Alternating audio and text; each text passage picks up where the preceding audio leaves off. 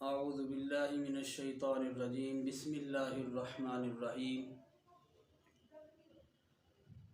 حضرات محترم، قرآن پاک کو تجوید کے ساتھ پڑھنے کے حوالے سے چند باتیں آپ کے ساتھ جو ہیں وہ میں نے شیئر کرنی ہیں، چند باتیں آپ کے ساتھ ذکر کرنی ہیں۔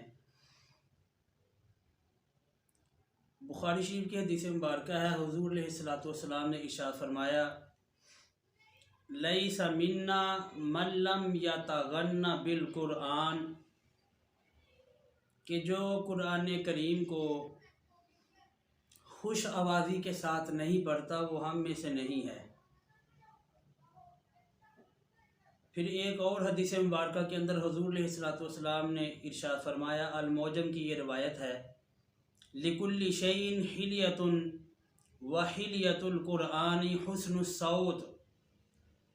ارشاد فرمایا کہ ہر چیز کا ایک زیور ہوتا ہے، اور قرآن کریم کا زیور جو ہے وہ خوش آوازی ہے، یعنی کہ اس کو اچھی آواز کے ساتھ پڑھنا یہ قرآن کا زیور ہے۔ تو ہم قرآن کریم کو اتنی دیر تک اچھی آواز کے ساتھ نہیں پڑھ سکتے جب تک ہم اس کے قواعد، تجوید اور قرات کو نہیں سیکھیں گے، تب تک ہم قرآن کریم کو اچھی آواز سے نہیں پڑھ سکتے۔ بغیر تجوید کے، بغیر قواعد کے قرآن کریم کو اچھی آواز کے ساتھ پڑھنا جو ہے یہ ناممکن ہے۔ تو آج میں آپ کے ساتھ صرف 3 باتیں جو ہیں وہ شیئر کروں گا، 3 باتوں کو ذکر کروں گا کہ جن پر عمل کرنے سے 50 سے 60% جو ہے قرآن کریم جو ہے وہ پڑھنا جو ہے وہ بندے کے لیے صحیح ہو جاتا ہے۔ اگر بندہ ان 3 باتوں پر عمل کر لے تو 50 سے 60% تک بندہ جو ہے قرآن کریم صحیح پڑھنا جو ہے وہ شروع ہو جائے گا۔ ان میں سے ایک بات، اور یہ مطلقاً قاعدے ہیں، 3 قاعدے آپ کے ساتھ ذکر کرنے ہیں پورے قرآن میں جہاں بھی یہ آئیں، اور یہ بار بار آنی ہے، ایک لائن میں 5 بار بھی آ جاتی ہے یہ بات، صفحے کے اندر 10 مرتبہ، 20 مرتبہ، 30 مرتبہ بھی آ جاتی ہے۔ بتانے کا مطلب یہ ہے کہ یہ کوئی بار بار یہ باتیں آنی ہیں۔ اگر ہم تھوڑی سی توجہ کر لیں تو یہ 3 باتوں پر عمل کرنے سے، 3 قواعد کو یاد کرنے سے ہمارا 50 سے 60% قرآن کریم جو ہے وہ صحیح ہو جائے گا۔ پہلی بات، قرآن کریم کے اندر جہاں بھی الف سے پہلے جس حرف پر زبر آ جائے تو اس حرف کو لمبا کرتے ہیں۔ جیسے سورہ فاتحہ کی مثال دیتا ہوں کیونکہ ہر کسی کو سورہ فاتحہ آتی ہے، صراط الذین، تو یہاں صراط جو لفظ ہے اس میں الف سے پہلے را کے اوپر زبر آئی ہے، تو ہم را کو تھوڑا سا لمبا کریں گے، صراط الذین۔ تو اس الف کو الف مدہ کہا جاتا ہے، یعنی کہ وہ الف جس کو لمبا کیا جائے۔ ایسے ہی پورے قرآن پاک میں جہاں بھی جس لفظ میں بھی الف سے پہلے زبر آ جائے تو اس کو لمبا کرتے ہیں، اور اس الف کو الف مدہ کہا جاتا ہے۔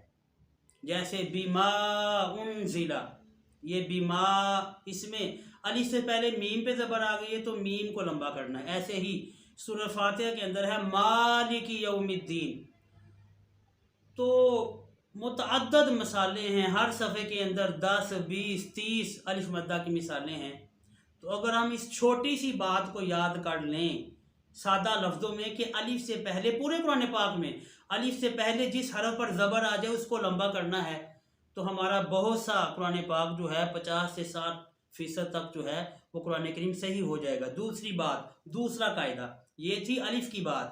دوسری بات جو قاعدہ ہے وہ واو کا ہے کہ پورے قرآن پاک میں جس حرف پر بھی واو ساکن سے پہلے جس حرف پر بھی پیش آ جائے اس کو لمبا کرتے ہیں۔ تو مثال کے طور پہ سورہ فاتحہ شریف کے اندر ہی ہے غیر المغضوبی، مغضوبی میں واو ساکن سے پہلے دعاد کے اوپر پیش ہے تو دعاد کو لمبا کریں گے۔ ایسے ہی یؤمنون، یوقنون، مہتدون، تو ان تمام لفظوں میں ایسے ہی ایک لفظ ہے قالو، تو اس میں قالو میں الف والی بات بھی ہے اور واو والی بات بھی ہے۔ تو یہ جو میں نے جتنے لفظ بولے ہیں इन सब में वाव साकिन, लेकिन वाव साकिन का होना शर्त है। वाव साकिन से पहले हरफ पे पेश है तो उसको लंबा करेंगे, और इस वाव को वाव मद्दा कहते हैं। तो पहला कायदा था अलिफ मद्दा का, दूसरा है वाव मद्दा का, तीसरा और आखिरी कायदा, आखिरी बात, पूरे कुरान पाक में जहाँ भी या साकिन से पहले जिस हरफ के नीचे ज़ेर आ जाए तो उस हरफ को लंबा करके पढ़ते हैं। जैसे सूरह फातिहा के अंदर मिसाल है यौमिद्दीन, अल्हम्दुलिल्लाहि रब्बिल आलमीन। ये आलमीन में या साकिन से पहले मीम के नीचे ज़ेर है, इसको लंबा करेंगे। जहाँ भी आयत ख़त्म होगी सूरह फातिहा के अंदर अर्रहमानिर रहीम, तो ये या साकिन से पहले हा के नीचे ज़ेर है। इय्याका नअबुदु व इय्याका नस्तईन। तो ये सारी मिसालें जो हैं, जो आखिर में आयत ख़त्म हो रही हैं सूरह फातिहा के अंदर, तो ये या साकिन की मिसालें हैं। इसके अलावा पूरा कुरान करीम जो है इन मिसालों से भरा हुआ है। तो इस या को, जिस या साकिन से पहले ज़ेर है, उसको याए मद्दा कहते हैं। अब तीन बातें आपके साथ मैंने जिक्र की हैं, अलिफ मद्दा, वाव मद्दा और या मद्दा। यानी कि जब अलिफ से पहले ज़बर आ जाए उसको लंबा करते हैं, वाव साकिन से पहले जिस हरफ पर पेश आ जाए उसको लंबा करते हैं, या साकिन से पहले जिस हरफ के नीचे ज़ेर आ जाए उसको लंबा करते हैं।